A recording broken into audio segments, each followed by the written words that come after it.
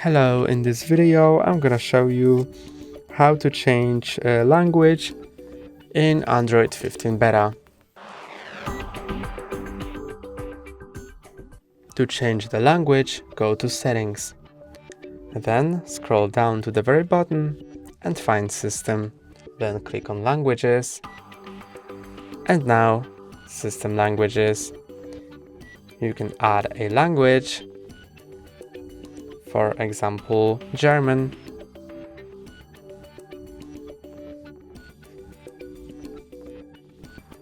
Choose a region if this language supports more than one region.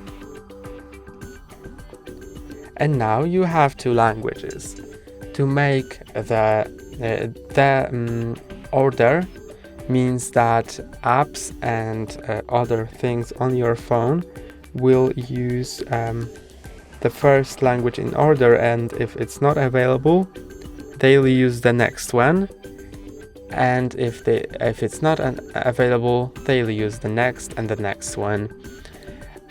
So if you want to change the system language, move the language you want to set as a system language to the top by holding on these two lines and dragging over. Then press on change, and now you are changed to different language. To go back, move English to the top and approve. You can also remove the language.